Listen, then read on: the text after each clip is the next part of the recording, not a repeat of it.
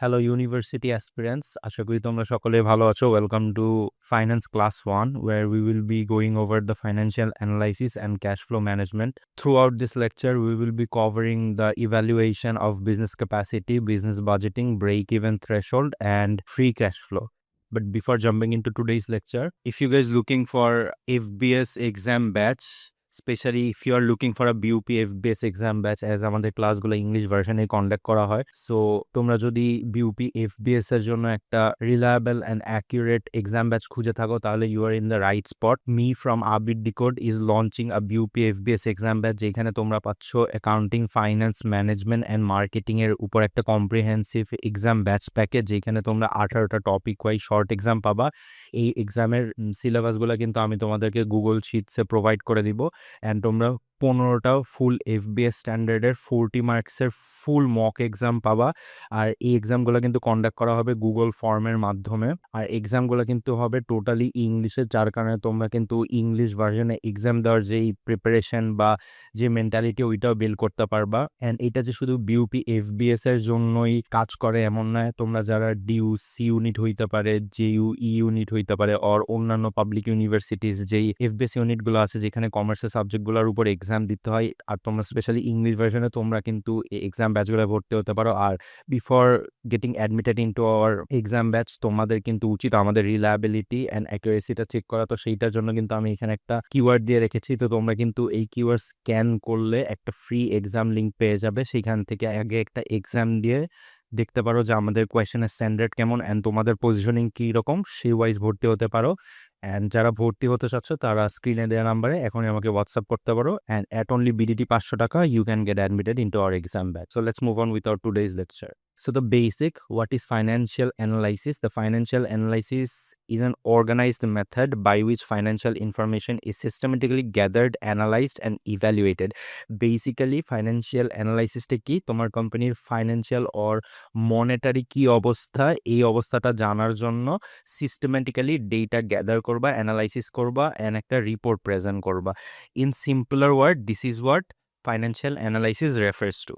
So financial analysis is core objective. The core objective is to identify the relationship between various sections of financial statement, evaluate debt and earnings, consistent liquidity over the financial strength. অর্থাৎ তোমার কোম্পানির যেই financial analysis করতেছো এটার মধ্যে কিন্তু বিভিন্ন part থাকবে, পার্ট 1, পার্ট 2। তো এগুলার মধ্যে রিলেশনশিপটা কি ধরনের সেইটা বোঝার জন্যই কিন্তু আমরা ফাইন্যান্সিয়াল অ্যানালাইসিসটা করে থাকি। ফর এক্সাম্পল, আমাদের কি কোম্পানিতে যেই আর্নিং হচ্ছে আর যেই এক্সপেন্স হচ্ছে, এইটা যদি আমরা রিলেশন বের করি, এইটা কি আমরা প্রফিটে যাচ্ছি না নেগেটিভে যাচ্ছি, কি হচ্ছে এটা বের করি। অ্যান্ড এটার একটা স্ট্যান্ডার্ডাইজ রুল আছে, কেননা financial analysis can be done in many ways.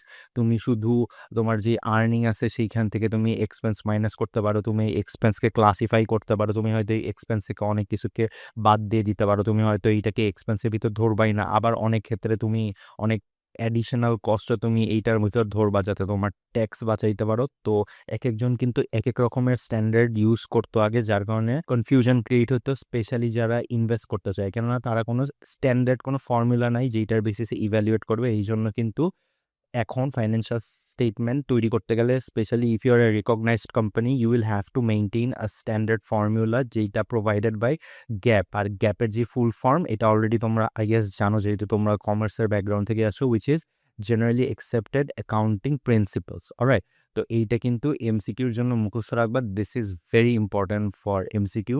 R following the standard ensures accuracy, transparency and comparability across entities. মানে কি, ডিফারেন্ট কোম্পানি বুঝাইছে। এটা যদি একটু ব্রিফলি বুঝাই, ধরো কোম্পানি এ আর কোম্পানি বি। এখন কোম্পানি এ যদি ধরো একটা স্ট্যান্ডার্ড ফলো করে আর কোম্পানি বি যদি অন্য একটা স্ট্যান্ডার্ড ফলো করে, তাহলে কিন্তু এদের ভিতর কম্পেয়ার করা যাবে না। But when both of them are using the standard given by the gap, you can compare them and measure the performance. So these are the intro for financial analysis. Moving on to the financial statement. তোমরা জানো financial statement কিন্তু total 4টা হয়ে থাকে। এটার মধ্যে এই 3টা কিন্তু আমরা already know about. Balance sheet, balance sheet কি, টোটাল অ্যাসেটের সাথে লায়াবিলিটির ইকুইটির ব্যালেন্সটা দেখাইতে হয়, যেখানে আমাদের দুইটাকে ইকুয়াল করতে হয়। ইনকাম স্টেটমেন্টের মাধ্যমে কি করি আমরা, ডেইলি যে অপারেশন আছে সেই অপারেশনের ভিত্তিতে we figure out the net income or net loss. Then the retained earning, retained earning shows the ending retain earning, অর্থাৎ তোমার কাছে টোটাল প্রফিটের কি পরিমাণ টাকা অ্যাকচুয়ালি রিটেইনড আছে বা কোম্পানির কাছে হোল্ড আছে। আর লাস্টে হচ্ছে cash flow statement. Cash flow স্টেটমেন্টটা কি, ক্যাশে কি পরিমাণ চেঞ্জেস আসতেছে, ক্যাশ কি বাড়তেছে না কমতেছে, এইটা কিন্তু আমাদেরকে দেখায় cash flow statement. So these are the 4 financial statements that companies or businesses usually produce. Now comes the cash flow classification. এই যে আমরা আগে যে ক্যাশ ফ্লো স্টেটমেন্টটা পড়লাম, এটা তো আমরা পড়লাম কি পড়লাম, ক্যাশ ব্যালেন্সে কতটুকু বাড়তেছে বা কমতেছে। তো এইটা কিসের মাধ্যমে হয়? তো এইটা কিন্তু মেইনলি ৩টা অ্যাক্টিভিটিসের মাধ্যমে হয়। এই ৩টা অ্যাক্টিভিটিস মুখস্থ রাখবা, কেননা এইখান থেকে কিন্তু তোমাদের এমসিকিউ আসতে পারে। মুখস্থ রাখবা বা মেমোরাইজ করে রাখবা। তো এত ডিটেইলসে মুখস্থ করার দরকার নাই। একটা স্ক্রিনশট নিয়ে রাখবা। একবার পড়লে ইনশাআল্লাহ বুঝতে পারবা। তো ক্যাশ ফ্লো স্টেটমেন্টে ৩টা অ্যাক্টিভিটিস থাকবে। সবার আগে হচ্ছে operating activities which records the day to day activity, অর্থাৎ একটা ব্যবসা চালানোর জন্য প্রতিনিয়ত তুমি যেই অ্যাক্টিভিটিগুলো চালাও, এটার মধ্যে ধরো সেলস করে থাকো, তারপরে ইন্টারেস্ট পেয়ে থাকো, আবার ওই দিক থেকে পারচেস করো, ট্যাক্স দিয়ে থাকো। তারপরে হলো ইনভেস্টিং অ্যাক্টিভিটি। ইনভেস্টিং অ্যাক্টিভিটিটা কিন্তু একটা long term capital asset secure করা। তো এইটার মধ্যে কি আছে? এইটার মধ্যে আছে ধরো ফিক্সড অ্যাসেট বেচা অথবা ফিক্সড অ্যাসেট কেনা। তো এইটার মধ্যে কি করতেছো, তুমি বেসিক্যালি ক্যাপিটাল আনতেছো বা ক্যাপিটালটা কোম্পানি থেকে চলে যাচ্ছে। আর লাস্টে হচ্ছে ফাইন্যান্সিং অ্যাক্টিভিটি, অর্থাৎ এইটা টোটালি রিলেটেড টু মনেটারি ভ্যালু। মানে তুমি কোম্পানিতে যেই টাকা আনতেছো, এখন এইটা আনতে পারো হয়তো বন্ড ইস্যুর মাধ্যমে, শেয়ার ইস্যুর মাধ্যমে, বিভিন্নভাবে, অথবা হয়তো তুমি টাকাটা দিয়ে দিচ্ছ, তুমি শেয়ারের টাকা পরিশোধ করে তোমার কোম্পানি কিনে নিল। তো এগুলো হচ্ছে ফাইন্যান্সিয়াল অ্যাক্টিভিটি। তো do take a screenshot of this slide and এই স্লাইডটা চেষ্টা করবা মুখস্থ করে রাখা। স্পেশালি হচ্ছে কোনটা ডে টু ডে অ্যাক্টিভিটির মধ্যে পড়ে, কোনটা লং টার্ম অ্যাক্টিভিটির মধ্যে পড়ে, আর হচ্ছে ফাইন্যান্সিয়াল অ্যাক্টিভিটির জন্য কি কি কাজে বা কি কি অ্যাক্টিভিটি আমরা ইউজুয়ালি করে থাকি।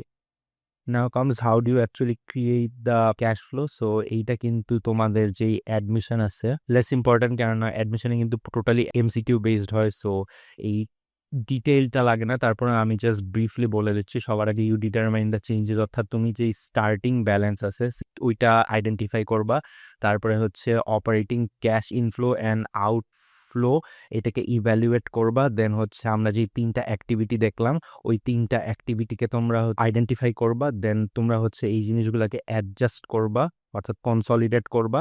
তারপর হচ্ছে রিকনসিলিয়েট করবা, অর্থাৎ বিগিনিং যেই ক্যাশ ফ্লো থাকবে ওইটার সাথে এন্ডিং যেই ক্যাশ ফ্লো থাকবে এইটাকে সমান করবা। কেননা তোমরা কিন্তু জানো ক্যাশ ফ্লো স্টেটমেন্টে হচ্ছে বিগিনিং ব্যালেন্সের সাথে কিন্তু এন্ডিং ব্যালেন্স মিলতে হয়। এই দুইটা যদি না মিলে, ফর এক্সাম্পল এইখানে আসলো 1 লাখ আর এইখানে আসলো 90,000, তাহলে কিন্তু এটা হয় না, you will get a zero. তোমরা যারা এইচএসসিতে বিজনেস স্টাডিজ পড়ছো তারা কিন্তু জানো। তো এখানে তোমার রিকনসিলিয়েট করতে হবে। আর লাস্টে হচ্ছে নন ক্যাশ ট্রানজ্যাকশনের জন্য একটা নোট দিতে হবে, অর্থাৎ যেই যে নন ক্যাশ ট্রানজ্যাকশন হয়েছে ওইটার জন্য অবশ্যই নোট প্রদান করতে হবে।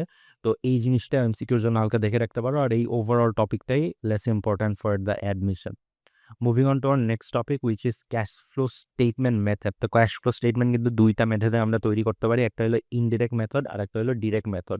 ইনডিরেক্ট মেথডে হচ্ছে you start with the net income and adjust for transaction that did not involve actual physical cash flow. অর্থাৎ এইখানে আমরা হচ্ছে নেট ইনকাম দিয়ে শুরু করব। এরপর হচ্ছে এমন ট্রানজাকশনকে অ্যাডজাস্ট করব যেগুলো হচ্ছে কোনো ফিজিক্যাল ক্যাশ ফ্লো নাই, যেমন ডেপ্রিসিয়েশন বা অ্যামোর্টাইজেশন। তোমরা জানো ডেপ্রিসিয়েশন বা অ্যামোর্টাইজেশনে কিন্তু কোনো অ্যাকচুয়াল যেই ক্যাশ আছে সেইটা কিন্তু কমে না। তো এগুলা কিন্তু আমরা নর্মালি ইনকাম স্টেটমেন্টে দেখাই, কিন্তু আমরা কিন্তু এইটাকে এই যে ক্যাশ ফ্লো স্টেটমেন্ট আছে এখানে অ্যাডজাস্ট করতে হবে। তো এইখানে আমি একটা এক্সাম্পলও দিছি, যেমন দেখো নেট ইনকামের সাথে কি করবা, add back non cash expenses আর deduct non cash gain or operating changes. তো এই জিনিসটা মুখস্থ রাখবা। Moving on to the direct method. Direct মেথডে কি করি, identify and report actual cash receipt. অর্থাৎ এইখানে আর আমরা আগের যেই মেথড এইটা ফলো করতেছি না, এইখানে আমরা অ্যাকচুয়াল যেই ক্যাশ রিপোর্ট আছে বা ক্যাশ রিসিপ্ট আছে ওইটার সাথে কিন্তু আমরা আমাদের যে ক্যাশ ফ্লো স্টেটমেন্ট আছে এইটা ডেভেলপ করে থাকি। এখানে হচ্ছে ক্যাশ রিসিপ্ট থেকে ক্যাশ পেমেন্টটা মাইনাস করা হয়। অর্থাৎ ধরো তুমি 100 টাকা কামাইলা আর তোমার 20 টাকা হইলো চলে গেল। তো এইভাবে কিন্তু 80 টাকা তোমার হাতে নেট আছে, অ্যাকচুয়াল ক্যাশের মুভমেন্টটা এই জায়গায় আমরা দেখতে পারি। It does not involve any accrual transaction. আর এইটার জন্য যেই মেমোরি রুলটা আছে সেটা হলো সিকিউরিটিজ অ্যান্ড এক্সচেঞ্জ রুল বলছে যে পাবলিক লিমিটেড কোম্পানিজ আছে, অর্থাৎ পাবলিকলি লিস্টেড যে কোম্পানিজগুলো আছে ডিএসসি সিএসসিতে, সেই ক্ষেত্রে কিন্তু অবশ্যই ডিরেক্ট মেথডটা ইউজ করতে হবে, ইনডিরেক্ট মেথড ইউজ করা যাবে না। So do keep this in mind for admission test. This may be important. Moving on to the next part, cash flow ratio. এই যে আমরা ক্যাশ ফ্লো স্টেটমেন্টটা করলাম, এইটা কইরা কি জন্য করি? এইটা করি আমরা মূলত কিছু রেশিও তৈরি করার জন্য, কিছু প্রফিটেবিলিটি মেজার বের করার জন্য, যেটা থেকে আমরা কোম্পানির ওভারঅল হেলথটা মেজার করি। তো এইখানে কিন্তু পইরা বোঝানোর মতো কিছুই নাই। এই ক্যাশ ফ্লো থেকে আমরা দুইটা রেশিও বা দুইটা মেজারমেন্ট বের করি। একটা হলো পারফরম্যান্স অ্যান্ড প্রফিটেবিলিটি মেজার, আর একটা হলো কভারেজ অ্যান্ড সলভেন্সি মেজার। আমি এইখান থেকে প্রত্যেকটা সেকশন থেকে একটা বুঝাই দিই। যেমন এইখান থেকে যদি আমি আরওএ নেই, ক্যাশের আরওএ অর্থাৎ রিটার্ন অন অ্যাসেট, এইটা মেজার করে how efficiently operating cash flow derive per unit of total sell, অর্থাৎ টোটাল সেল থেকে কি পরিমাণ ক্যাশ ফ্লো তোমার যে কোম্পানি আছে সেইখানে ঢুকতেছে। আবার আমি যদি কভারেজ অ্যান্ড সলভেন্সি, এটা বোঝাই যায় যে তুমি ক্যাশ কতটা তাড়াতাড়ি রিটেইন করতেছো বা ফেরত নিয়ে আসতেছো। এইখানে যদি আমরা রিইনভেস্টমেন্ট রেশিওটা দেখি, সেইটা হলো companies ability to by long term asset from operating cash. চাইলে কোম্পানি তাদের অপারেটিং যেই ক্যাশ আছে, অর্থাৎ দৈনন্দিন চালানোর জন্য যেই ক্যাশটা রাখে, ওইটা থেকে কোম্পানি লং টার্ম অ্যাসেট কিনতে পারার এফিসিয়েন্সিটা বা অ্যাবিলিটিটা, এইটা চেক করে। তো এইখান থেকে প্রত্যেকটাই কোনটা কি করে এইগুলো তোমরা দেখে রাখবা, জেনে রাখবা, যাতে ইনফ্যাক্ট যদি তোমাদের কোনো এমসিকিউতে আসে যে dividend payment ratio is used for, নিচে এমসিকিউ দিয়ে দিল, তোমরা যাতে আইডেন্টিফাই করতে পারো। এমনিতে যদি তারপরেও এগুলো বুঝতে প্রবলেম হয়, do let me know in the comment section, I will explain it there. Coming to the most important topic of our today's lesson, which is break-even analysis বা break-even point. তো break-even point কি আমি আগে এইটা পড়ি, তারপর আমি তোমাদেরকে খুবই ইজিলি ব্রেকডাউন করে দিব, যে জীবনে ভুলবো না। Alright, so break-even analysis entails the calculation and examination of margin of safety for an entity based on the revenue collected and associated costs. It identifies the level of sales that require to cover both variable and fixed expense, resulting in zero net income. আচ্ছা, এটা তো আমি বইয়ের ভাষা পড়লাম। এবার আসো আমি তোমাদেরকে বুঝাই। ব্রেক ইভেন পয়েন্টটা বেসিক্যালি মিন করে যে কত ইউনিট তোমার সেল করতে হবে যাতে কিনা তোমার কোনো লাভও হয় না, তোমার কোনো লসও হয় না। বুঝাইতে পারছি? লেটস সে তুমি একটা কোম্পানি চালু করলা, কোম্পানিতে তোমার যে fixed cost and variable cost আছে সবগুলা মিলাই হইলো ২,০০০ টাকা আসলো। তো এই ২,০০০ টাকা হইলো তোমার ব্রেক ইভেন পয়েন্ট। অর্থাৎ তুমি সেল করতে তোমার একটা প্রোডাক্ট ২০০ টাকা করে তুমি বেচো। এই ২০০ টাকা করে বেচতে যখন ২,০০০ টাকা আসবে, এই ২,০০০ টাকার যে পয়েন্টটা, এইটাকে আমরা বলবো হচ্ছে ব্রেক ইভেন পয়েন্ট। এই ২,০০০ টাকা পর্যন্ত সেল করলে তোমার কোনো লাভও হচ্ছে না, আবার লসও হচ্ছে না, অর্থাৎ you are at net income zero. এরপর থেকে তুমি যা বেচবা পুরাটাই হচ্ছে তোমার প্রফিট। ঠিক আছে? তো এইটাই বুঝাইতে চাইছে। তো এই যে বিইপিটা কিন্তু দেখানোর দুইটা মেথড আছে। একটা মেথড হচ্ছে তোমার ইকুয়েশন মেথড, আর একটা হচ্ছে গ্রাফ মেথড। ইকুয়েশন মেথড হচ্ছে ম্যাথসের মাধ্যমে দেখায়, আর গ্রাফ মেথডটা নর্মালি এই যে আমি তোমাদেরকে দেখাইলাম।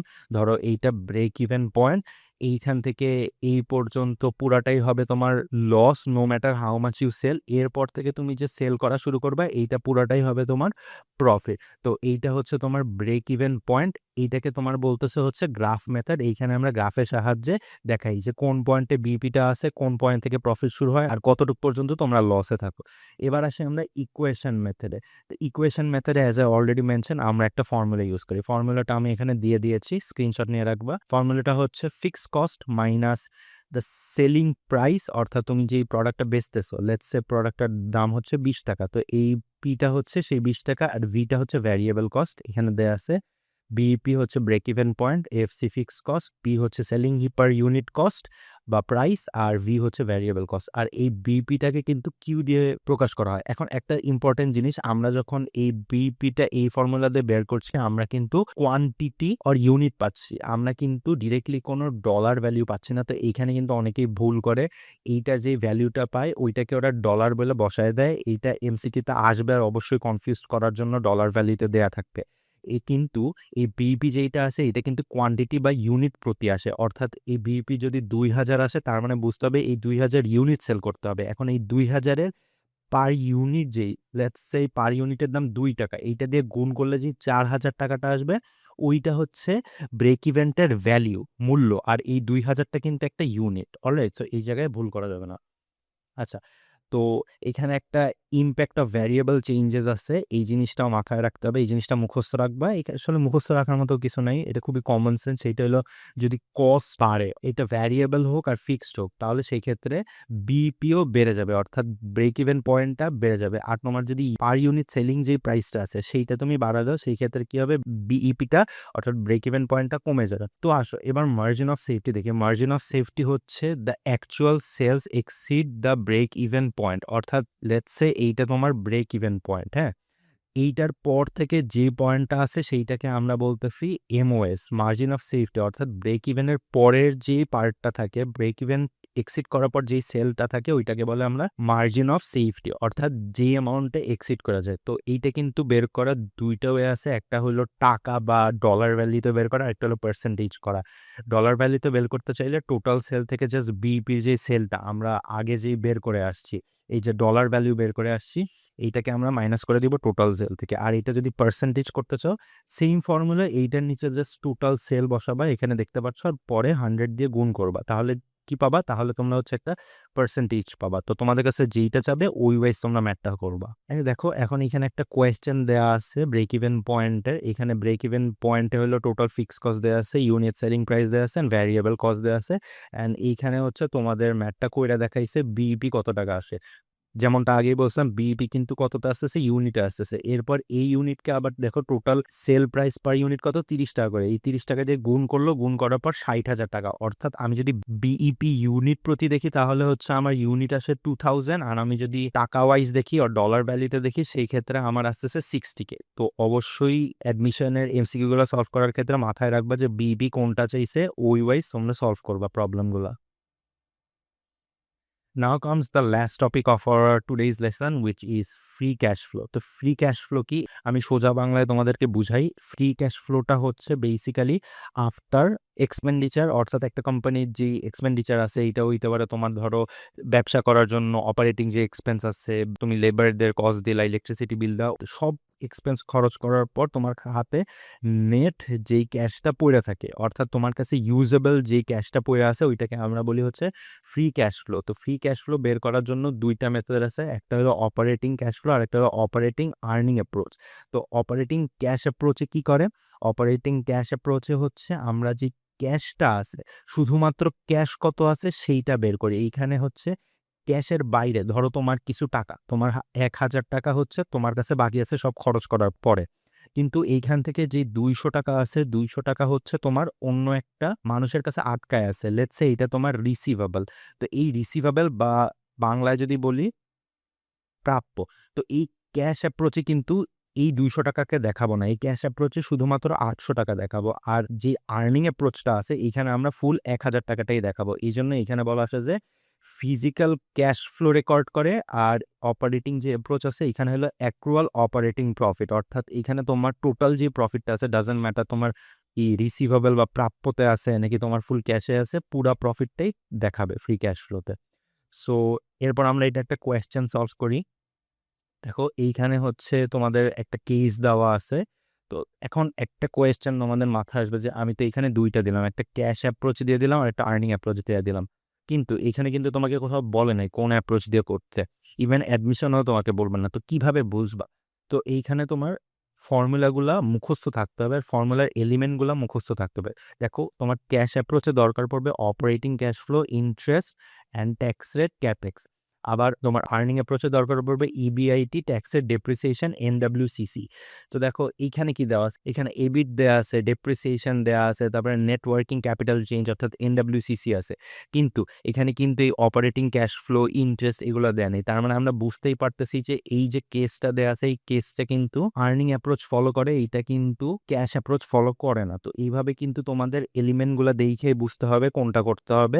ইনফ্যাক্ট তোমাদের কনফিউজ করে দেওয়ার জন্য এইখানে হয়তো ক্যাশের একটা দিয়ে দিতে পারে অ্যান্ড আর্নিং এর বাকিগুলো দিয়ে দিবে। তো তোমাদের কিন্তু ওই ক্যাপাবিলিটিটা তৈরি করতে হবে নিজেদের মধ্যে, যে কোয়েশ্চেন দেখে ধরতে পারবা। তো এরপরে আমি জাস্ট ফর্মুলা যদি বসাই দিই তাহলে আমার ফ্রি ক্যাশ ফ্লো আসতেছে এই আশিক ট্রেডার্সের 80,000 টাকা। তো এইখানে দেখো লিখেও দিছে যে accrual, EBIT, adjusted method. So this were all about the free cash flow. Free cash flow জিনিসটা কি and how do you calculate the free cash flow and তোমাদের এখানে সুবিধার জন্য কিন্তু আমি অ্যাডিশনাল কিছু ফর্মুলাও লিখে দিছি। So do take a screenshot of this if you need. আর তোমাদের যদি এই স্লাইডটা দরকার পড়ে ডু লেট মি নো, আমি ডেসক্রিপশন বক্সে গুগল ড্রাইভে আপলোড করে দিয়ে দিব, ওইটার লিঙ্ক তোমাদেরকে দিয়ে দিব। সো তোমরা কিন্তু এইখান থেকে পড়ে প্রিপারেশন নিতে পারো। So that was all about today's lecture. So তোমাদের মধ্যে যদি কেউ আমাদের এক্সাম ব্যাচে ভর্তি হইতে চাও বা এটার ব্যাপারে ডিটেলস জানতে চাও, তোমরা কিন্তু এই ভিডিওর যে কমেন্ট বক্স আছে সেইখান থেকে পিন কমেন্ট চেক করতে পারো, অথবা আমাদের যে ইউটিউব চ্যানেলের পোস্ট সেকশনটা আছে সেইখানেও কিন্তু এই এক্সাম ব্যাচের ব্যাপারে ডিটেলসে দেওয়া আছে। তো তোমরা যারা FBS এ অ্যাডমিশন টেস্ট নিতে চাও অ্যান্ড কমার্সের সাবজেক্টগুলোর উপর ইংলিশ ভার্সনে একটা এক্সাম দিয়ে নিজেদের দক্ষতা যাচাই করতে চাও, do knock me at my WhatsApp to get admitted. So that was it for today. Thank you so much.